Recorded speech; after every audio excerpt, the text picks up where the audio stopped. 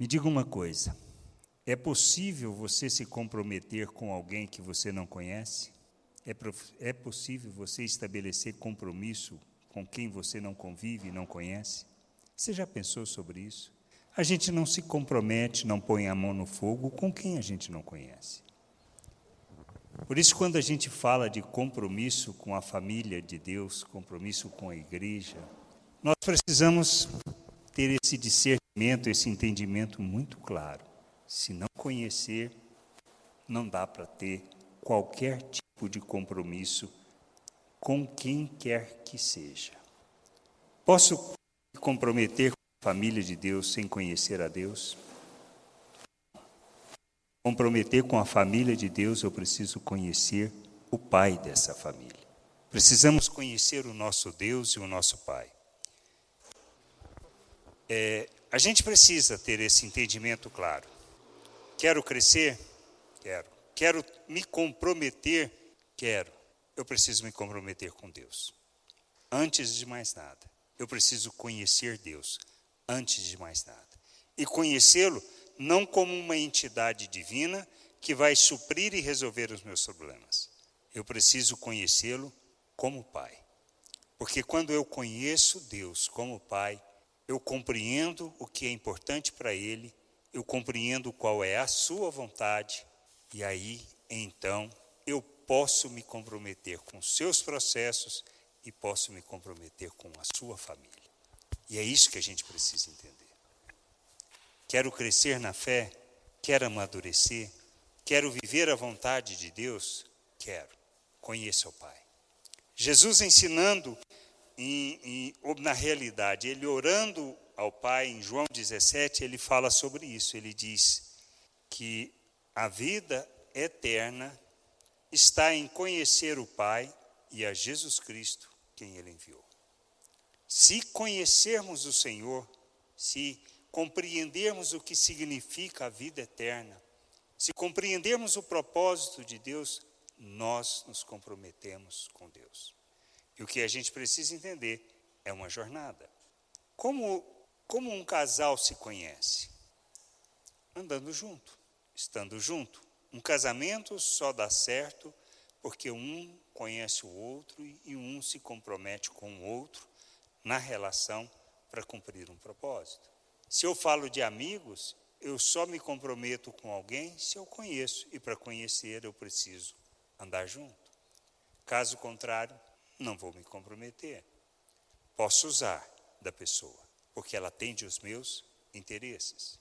Posso ser usado pelas pessoas, porque eu atendo o interesse delas, porque eu sou útil, mas não haverá o compromisso que precisa ter na família, que precisa ser revelado na família de Deus. Mas eu preciso entender o propósito, a razão do meu viver, o que significa a família de Deus, o que significa a vontade de Deus e aonde Ele quer nos levar. Por isso, em João 5, 24, Jesus ensinando, ele diz assim: em verdade lhes digo, quem ouve a minha palavra e crê naquele que me enviou, tem a vida eterna, não entra em juízo, mas passou da morte para a vida. Ou seja, quem ouve e crê nas minhas palavras. Nós precisamos, para conhecer o nosso Deus, conhecer essas palavras, ouvir essas palavras, entender essas palavras, aceitar por fé, crer, porque o ato de crermos nos leva à ação de fazermos. E é isso que a gente precisa entender. Se eu fizer isso, se eu fizer essa jornada, se eu caminhar, eu conhecerei o Pai, conhecerei da sua vontade, compreenderei o que Ele espera e o que Ele deseja, para que assim então, como Cristo, eu possa me ofertar de maneira que a sua vontade se cumpra em mim, em relação ao compromisso que a gente precisa ter com a sua família. Por isso, em João 17,3, que eu já falei com vocês, Jesus fala sobre isso. Orando, ele diz: a vida eterna está em conhecer. Se eu conhecer o Senhor, não só desfrutarei da vida eterna, experimentarei da vida eterna, mas experimentarei do próprio Deus. E conhecendo e experimentando do próprio Deus, eu viverei como Ele deseja que eu viva. E é isso que a gente é chamado. Por isso, lá em Colossenses 1, 9 a 12, diz assim, Colossenses 9, 1 a 2, 9 até o 12, no capítulo 1. Por esta razão também nós, desde o dia em que soubemos disso, não deixamos de orar por vocês e de pedir que transbordem do pleno conhecimento da vontade de Deus em toda a sabedoria e entendimento espiritual. Dessa maneira, poderão viver de modo digno do Senhor para o seu inteiro agrado, frutificando em toda boa obra e crescendo no conhecimento de Deus. Assim vocês serão fortalecidos com todo o poder, segundo a força da sua glória, em toda perseverança e paciência com alegria, dando graças ao Pai que os capacitou a participar da herança dos santos na luz. O que Paulo está pedindo por esses irmãos? Que eles cresçam no pleno conhecimento da vontade de Deus, em toda sabedoria e entendimento espiritual. Essa deve ser a nossa oração para nós e para cada um dos membros da família. Que cresçamos no conhecimento, no pleno conhecimento da vontade de Deus. E crescendo nisso, por quê? Isso nos permitirá o quê? Viver de modo digno do Senhor, para o seu inteiro agrado. É possível, então, eu viver o Evangelho, viver o reino de Deus, viver a vontade de Deus, sem conhecer essa vontade? Não, não é possível. Eu preciso ouvir. Ouvir não é no sentido de escutar e esquecer. Não, ouvir é no sentido de ter no meu entendimento transformado para que eu me mova naquilo que seja a direção do querer de Deus. Ou seja, eu escuto, isso se transforma em entendimento, esse entendimento me leva a crescer na minha fé, crescendo na minha fé, eu vou me submeter à vontade de Deus, porque eu vou me mover naquilo que Ele me chama para. Mas eu preciso crescer. Qual é a fonte do eu posso conhecer a Deus? Antes de mais nada, as Escrituras Sagradas. Então, para eu conhecer a Deus, eu preciso conhecer as Escrituras. As Escrituras falam do seu plano, do propósito, do seu desejo, da sua vontade, de como Ele fez, por que Ele fez as coisas, as pessoas que Ele chamou, como essas pessoas viveram, as dificuldades que eles passaram, para que a gente tenha noção que a nossa vida não é diferente. Que nós passamos pelas mesmas lutas, os mesmos problemas no processo de conduzir ao conhecimento de Deus e à vontade de Deus, para que a gente possa viver essa plena vontade. Podem me obrigar a conhecer a Deus? Não. Ninguém pode me obrigar a conhecer a Deus e nem me mover, fazer com que eu me mova na direção de buscar esse conhecimento. Por quê? Como a gente conhece na nossa Carta de Princípios e Valores, ela fala que a vocação é pessoal para uma expressão coletiva. O compromisso que a gente tem que ter é pessoal. É você diante de Deus, diante do seu Pai, dizer que você deseja anela, você anseia pelo conhecimento de Deus, pelo conhecimento da vontade dEle, para compreender a vontade dEle, não para viver o que você acha que Ele quer, mas para conhecer e compreender essa vontade. Compreender e andar nessa vontade segundo o que Ele deseja e não conforme eu espero. E aí eu preciso mudar a perspectiva com que eu olho as coisas. Eu preciso olhar e buscar o conhecimento daquilo que Deus quer me falar, não do que eu quero ouvir. Porque o que eu quero ouvir, eu vou conseguir achar também nas Escrituras isso. E isso vai me levar para um mundo de religiosidade, para me fixar naquilo que seja o atendimento dos meus interesses. E aí, então, eu olho o que nós fazemos na perspectiva daquilo que as pessoas irão me dar. Porque se elas não me der, eu vou buscar outro lugar para que possa ser suprido. E assim é na relação com as pessoas. Eu busco as pessoas se elas vão atender os meus interesses. Se elas não atenderem os meus interesses, eu não as busco, não dou atenção e nem as procuro. Isso é viver segundo um pensamento religioso, isso é viver segundo o pensamento natural. As nossas relações fundamentadas neste processo ou seja, no fruto da carne, que implica em eu usar do outro, usar daquilo que é o meu desejo, o meu interesse, a minha vontade, eu não vou conhecer Deus. Isso é andar na carne. Posso ser religioso, posso conhecer as Escrituras, mas eu não conhecerei da vontade de Deus. Ele nos chama para conhecer da sua vontade. Por isso, quando as Escrituras que a gente aprende a conhecer e a compreender, aí nós entendemos que os processos de Deus é um pouco diferente das nossas expectativas. Nós precisamos aprender a andar por fé. E andar por fé significa o quê? Aquilo que a gente aprende e está reforçado na nossa carta de princípios e valores. Somos, cremos, fazemos. Nós somos não porque achamos, porque as Escrituras falam sobre nós. Fala da vontade de Deus, da sua obra, do que Ele fez, a obra que Cristo realizou em nosso favor, por que Ele realizou, o que aconteceu, quem nós somos. Para que eu, crendo nisso, possa me mover na direção do que Deus me chama para fazer. É eu olhar tudo com olhos que buscam o conhecimento, o entendimento da vontade de Deus. Por isso as canções de hoje falam sobre isso, que nós cantamos, principalmente a última. Asaf, quando escreveu, ele fundamentou isso nas Escrituras Sagradas, acerca de quem eu sou, do que eu recebi um novo coração, que somos povo, que somos uma família, e eu preciso entender isso. Porque se eu não entender, isso aqui vai ser simplesmente uma religião, uma instituição, em que eu vou lá para resolver o meu problema espiritual, atender a minha necessidade espiritual, satisfazer essa necessidade e voltar quando me interessar ou quando eu estiver precisando de novo. Se eu faço dessa maneira, estou fazendo e agindo de maneira equivocada. Eu não estou buscando o conhecimento de Deus, eu estou buscando o atendimento da minha necessidade.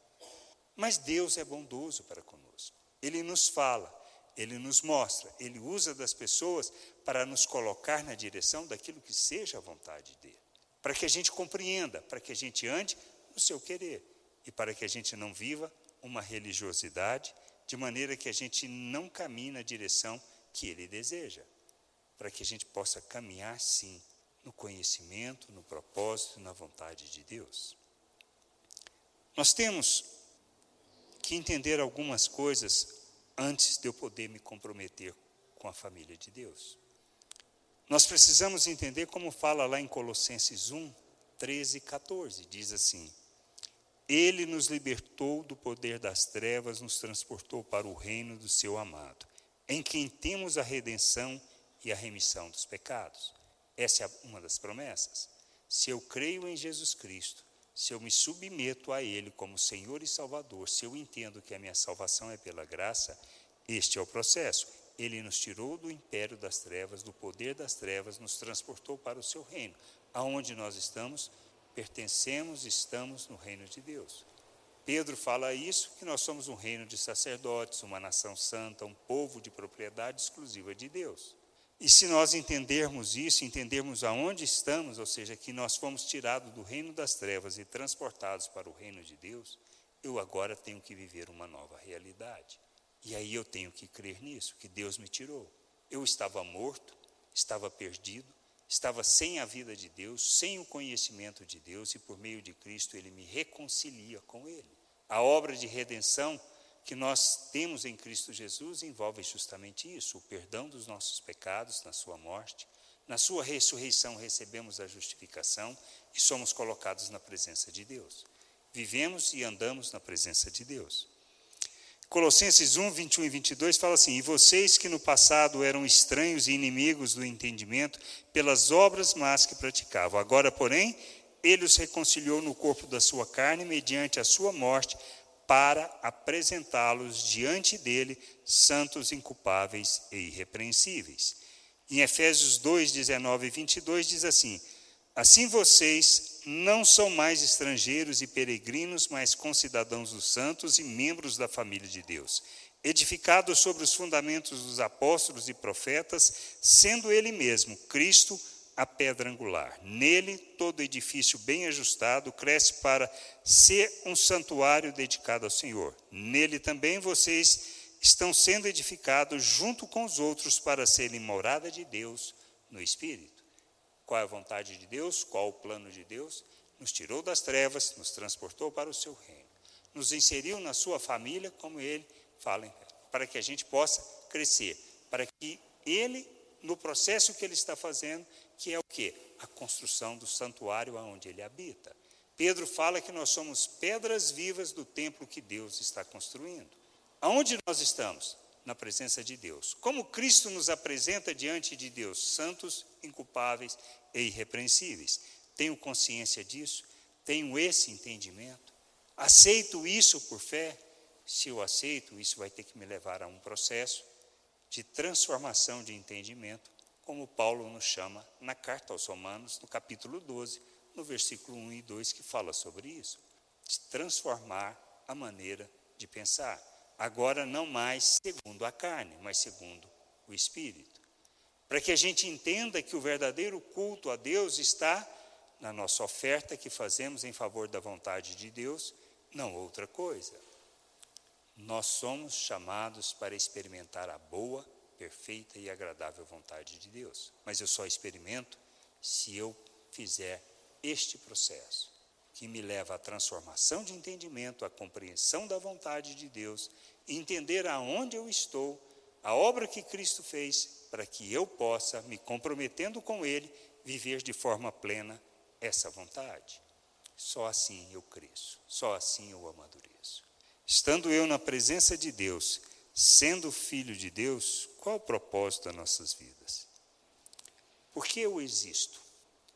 Qual a razão da família de Deus, do povo de Deus, que Ele constituiu e aonde nós somos inseridos como filhos de Deus, por causa do que Cristo fez por nós? Nós somos, como fala em Efésios no capítulo 1, somos para louvor da glória do Senhor. A razão da nossa existência é para ser para o louvor da glória do Senhor. Ele nos libertou enquanto estávamos mortos em nossos delitos e pecados, como está no capítulo 2 da carta aos Efésios. Somos a família de Deus, como está no capítulo 2. Chamados para andar de modo digno da vocação, como está no capítulo 4 da carta aos Efésios. Somos um só corpo, como está no capítulo 4. Eu entendendo que a minha vida, a sua vida, a nossa vida é para a glória do Senhor. Que nós fomos salvos, resgatados, tirados das trevas, comprados por um alto preço, colocados na presença de Deus, apresentados de forma santa, inculpável e irrepreensível. Ótimo, mas eu olho para a minha vida, o que eu vejo? A transgressão e o andar segundo a carne. E aí, aonde e qual é o impacto disso na minha vida? Sabendo que essa é a promessa de Deus, essa é a obra de Deus, como eu devo viver? Eu devo santificar o meu proceder. O que é santificar o proceder? E por que eu santifico? Se eu sou para a glória, para o louvor da glória de Deus, se eu sou para a glória de Deus, para expressar a glória de Deus, eu tenho que deixar as obras das trevas. O que são as obras das trevas? O que é viver no pecado? O que é andar segundo as trevas? Eu preciso entender isso, e é simples. Nós muitas vezes complicamos e pensamos, eu não mato, eu não roubo, mas é isso? Não, é muito mais do que isso. Paulo escrevendo diz, olha, se eu sei que eu devo fazer o bem e eu não faço, eu estou pecando. O que eu preciso entender? Eu preciso deixar de viver segundo a forma natural de pensar. O que é a maneira natural de pensar? É quando eu penso segundo o fruto da carne. É quando eu estabeleço as relações segundo o meu egoísmo, segundo a minha ganância, segundo a minha hipocrisia, fundamentados na mentira, no uso do outro, em meu interesse e não outra coisa. Isso é viver na carne. Isso é viver segundo a forma de pensar. Eu posso ser religioso, mas se eu estou vivendo dessa maneira, eu continuo vivendo na carne. Paulo, na carta aos Coríntios, ele fala sobre isso no capítulo 3. Por eles ainda serem crianças, embora tendo recebido a salvação, terem diversos dons manifestos, de falarem em línguas, em outras manifestações, eles ainda eram crianças, eram imaturos. Por quê? Porque eles andavam segundo a carne. Quando é que eu revelo maturidade? Quando eu deixo de andar na carne e caminho para andar segundo o Espírito, segundo o fruto do Espírito, revelando as virtudes de Deus. Quais são as virtudes de Deus? Dentre muitas, podemos falar: expressar graça, expressar compaixão, misericórdia, revelar o amor de Deus nas relações. Se eu falo do Espírito, do fruto do Espírito, eu estou falando de paciência, do amor, da longanimidade, da mansidão. Tudo isso é que nós usamos nas relações. Aí eu começo a entender que, se nós temos que ser imitadores de Cristo e crescer, eu preciso imitar Cristo no que ele fazia. Como é que Jesus estabeleceu as suas relações? Como ele vivia? O que ele fazia? Ele fazia fundamentado no que? Na reação das pessoas? Não. Ele fazia porque ele estava aqui para cumprir uma vontade, a vontade do Pai. E cumprir a vontade do Pai implicava em fazer a vontade do Pai independente da reação das pessoas.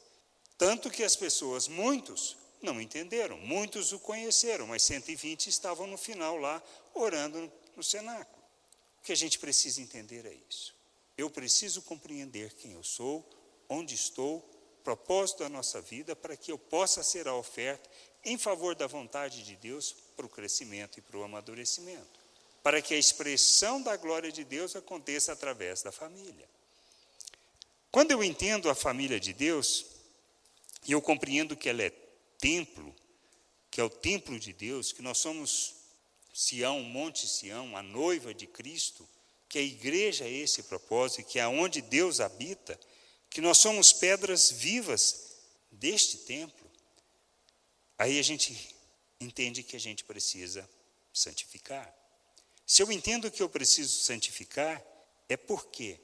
Porque eu entendo que diante da situação que eu estou, eu preciso expressar temor. Expressando o temor, eu vou caminhar naquilo que seja a vontade de Deus. E caminhando na vontade de Deus, eu vou deixar a obra da carne e amadurecer. Lembre, isto não é jornada de um dia nem de um mês. Isso é uma jornada que nós temos na nossa vida. Caminhar em direção à santificação é o propósito e o querer de Deus para que a gente seja pleno de Cristo. Perfeitos, a gente sabe que nós não seremos neste corpo perfeito. Mas nós temos que caminhar nesta direção, para que caminhando nessa direção, revelando humildade, revelando essa dependência de Deus, reconhecendo que dependemos da graça de Deus e que somos capacitados por essa graça, nós caminhamos no sentido de deixar as obras da carne para viver segundo a vontade de Deus as relações, expressando suas virtudes.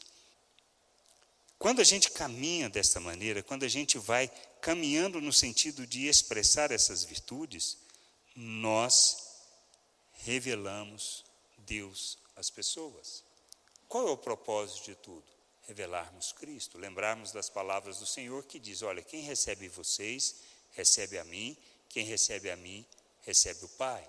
Então a nossa vida é para caminhar para a santificação, para que deixando as obras da carne, ou seja, as nossas relações fundamentadas na carne, possamos viver as relações fundamentadas no amor, nas virtudes de Deus. Porque o fim de tudo é o amor, porque quem ama não pratica o mal contra o próximo. E aí a gente lembra do capítulo 13 da Carta aos Coríntios, que fala justamente sobre esses aspectos, de como nós devemos viver as relações. Caminhando nesse sentido, nessa direção, eu vou revelar Cristo. Se eu revelo Cristo, eu vou ser o quê? Carta viva. Eu vou ser o bom perfume de Cristo. Eu vou expressar Cristo às pessoas. E se eu revelo Cristo, eu revelo o Pai. Quando eu revelo o Pai, eu vou revelar as virtudes do Pai. E aí, então, eu lembro dos frutos e lembro das virtudes. Mas como isso é possível? Como é possível eu fazer isso?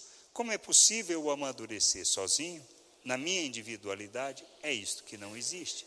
É aí aonde existe a família, aonde existe o povo de Deus, a família de Deus, que a gente conhece e compreende como Paulo escreve na carta aos Efésios, é para não vivermos de modo corrompido, tá? Como está lá no capítulo 4, para não sermos enganados, para não sermos como criança, para entendermos que somos um só corpo. E assim no capítulo 5 ele fala, por isso a gente precisa ser imitadores de Deus, imitadores de Cristo. Mas para este processo de amadurecimento, é o que Deus estabeleceu as funções no corpo. Ele constituiu funções no corpo para a edificação. Como uma jornada numa família, que cada um tem que crescer, amadurecer, assim é na família de Deus. Assim é no povo de Deus. A gente vai amadurecendo e aqueles que estão amadurecendo passam a ser o quê? Exemplo, instrumentos de Deus, através dos dons, através das funções que Deus estabeleceu no corpo, para a edificação do corpo, para o amadurecimento, para trazer entendimento, para trazer discernimento. A igreja serve para isso. A família de Deus é para isso. Eu não vivo o reino de Deus na minha individualidade. Eu vivo a família de Deus, a vontade de Deus através da família. Por quê? Porque é através da família que eu vou crescer.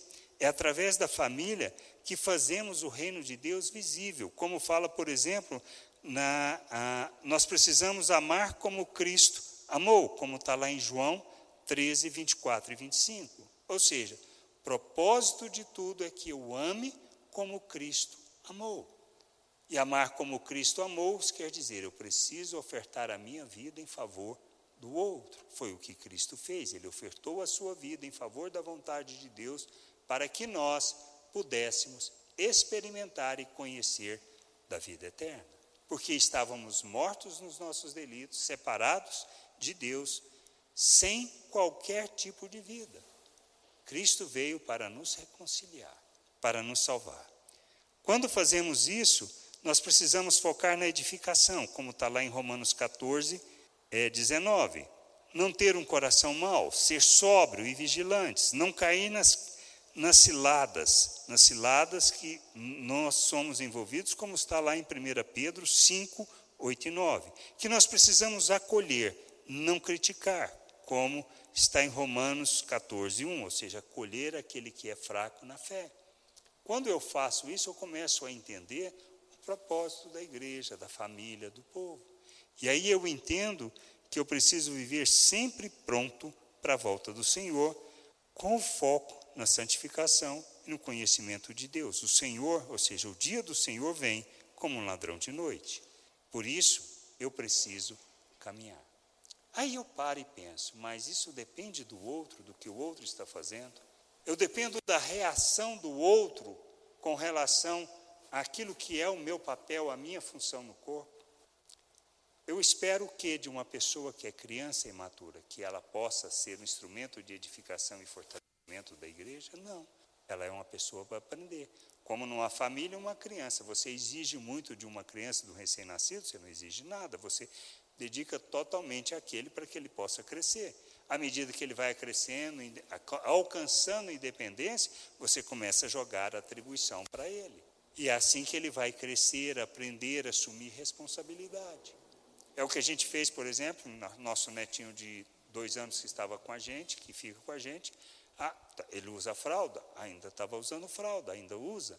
O que a gente faz? Tira a fralda, fala o que para ele? Leva para o lixo. E ele cata e leva com lixo, com a maior alegria. Por quê? Porque faz parte do processo. E assim é na família de Deus. A gente tem que ensinar, tem que dar responsabilidade, tem que mostrar o caminho. Por quê? Porque é assim que cresce. É assim que a gente compromete, a família é para isso. Se alguém está fazendo alguma coisa que não deve, caminhando, insistindo em permanecer no pecado, o que a gente faz? Chega, conversa e admoesta. Para quê?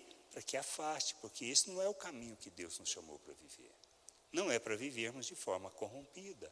Agora, quando eu me comprometo com a família, porque isso é problema, isso é dor de cabeça, isso é dificuldade, é relação. E a gente sabe, se a relação com um é complicada, imagina com 10, com 20, com 30. Não é fácil.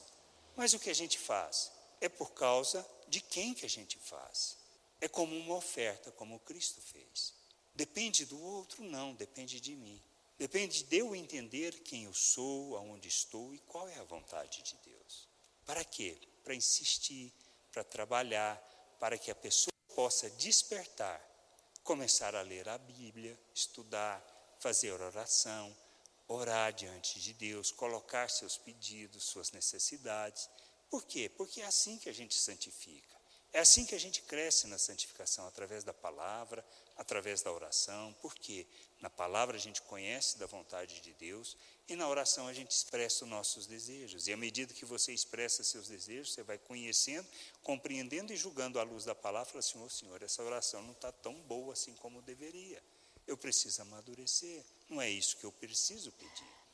E aí eu vou começar a deixar de olhar para os meus interesses e vou ver a necessidade do outro, e vou trabalhar a vida do outro para que ele cresça, para que ele possa amadurecer.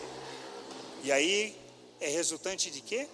De conhecimento, de entendimento do que é amar como Cristo. Eu faço em favor da vontade de Deus para que o outro possa conhecer, amadurecer e compreender a vontade de Deus. Isso quer dizer que nós somos perfeitos? Não. Isso quer dizer que nós vamos errar junto, aprender junto, cair, levantar e perseverar. Por quê? Por causa das promessas. Isso é família. Isso é o povo de Deus. Então eu só comprometo com a família porque eu entendi o que Deus fez, a vontade dele, o querer dele, a obra que ele fez sem eu merecer. Aí eu me comprometo com ele. Comprometendo com ele, eu vou me comprometer com qualquer pessoa, independente de quem ela seja, independente do que ela faça, independente da sua reação. Foi o que Cristo fez.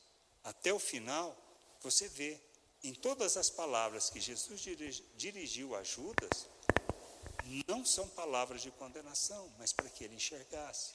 Todas as palavras que Jesus dirigiu aos religiosos foi para que eles se convertessem, para que eles enxergassem, para que eles ouvissem Moisés que tinha falado acerca dele. E é nisso que a gente precisa entender e crescer. A oferta que eu faço não é porque o outro merece. A oferta que eu faço é porque eu entendo o que eu preciso fazer, porque foi isso que Deus fez. Isso é que vai gerar compromisso com a família. Isso que vai gerar, da nossa parte, com as pessoas que ainda não conhecem e não viram a glória de Deus. Porque nós não estamos amadurecendo. Porque nós não estamos crescendo, não estamos buscando o conhecimento do Senhor. E nós precisamos buscar esse conhecimento, intimidade com o nosso Deus, para que a gente comprometa com as pessoas.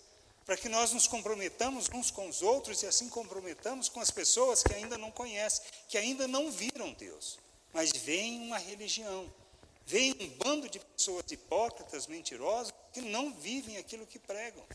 E nós precisamos revelar a autoridade, precisamos manifestar a glória de Deus neste mundo, precisamos ser como Cristo, não perfeitos, mas pessoas que erram e são capazes de pedir perdão. Que erram, mas se levantam, pedem perdão e continuam a jornada. Porque precisa, porque entende, por causa do compromisso que Deus fez conosco. Do que Ele fez em nosso favor para que nós tivéssemos a oportunidade de conhecer a Ele. Só assim eu posso me comprometer com a família. Só assim eu vou agir em favor da família para que a família cresça. Caso contrário, vou continuar vivendo uma religiosidade. Estarei pronto para o dia do Senhor? Provavelmente não. Provavelmente ele vai virar e falar assim, olha, não te conheço. Mas Senhor, nós pregávamos, nós ensinávamos, nós comíamos com o Senhor. Ele vai falar o quê? Nunca conheci. Porque não existe compromisso só de um lado. Compromisso requer dois.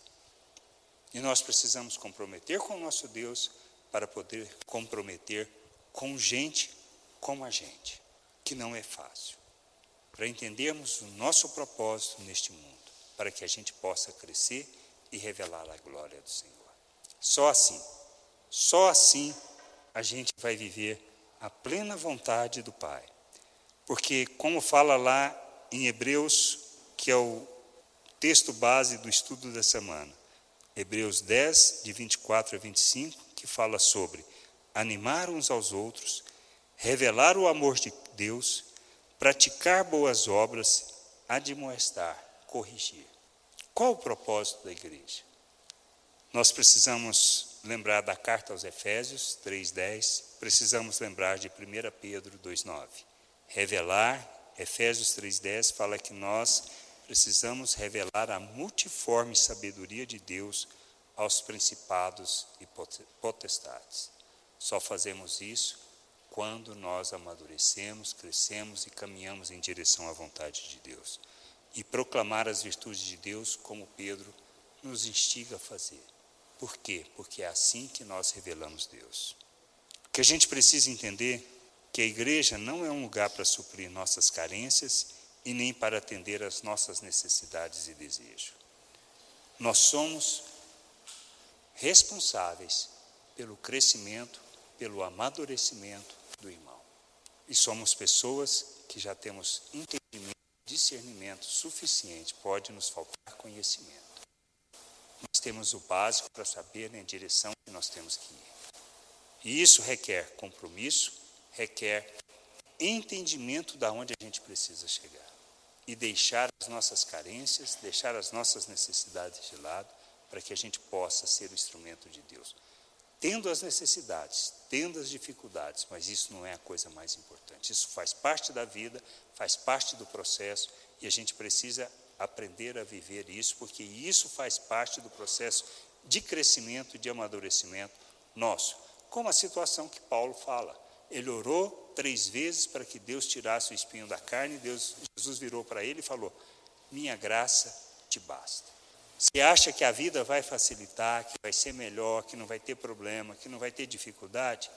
Esqueça. Esqueça, porque isso não existe. Hoje você vai estar bem financeiramente, tranquilo. Amanhã você vai estar passando necessidade. É normal.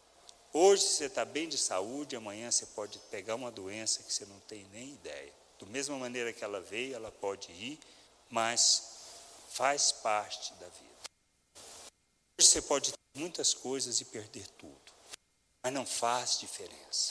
Quando conhecemos a Deus, quando entendemos que somos família, quando entendemos que somos um novo ser, um ser espiritual, com o propósito de revelar, nós caminhamos nessa direção de santificar, de amadurecer e de revelar o Senhor. Vamos ficar de pé, tempo de oração, depois vamos ter um louvor.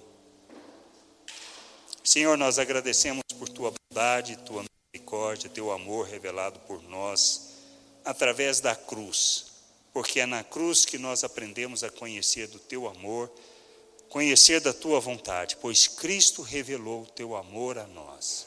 Revelou quem Ele é, revelou o Teu querer, revelou Tua vontade. A gente sabe que nós precisamos crescer, que nós precisamos amadurecer, por isso nos mostra o caminho, nos dá a direção, nos mostra da Tua vontade, nos ensina sobre Tua vontade, ilumina o nosso entendimento, para que a gente possa crescer, Senhor. Para que a gente possa crescer com entendimento, com discernimento e compreensão do Teu querer como pessoas maduras. Para revelar Teu amor neste mundo, revelar Tua misericórdia, manifestar Tua graça diante de todos. Somos gratos por tudo, Senhor. Nós oramos e Te agradecemos em nome de Jesus.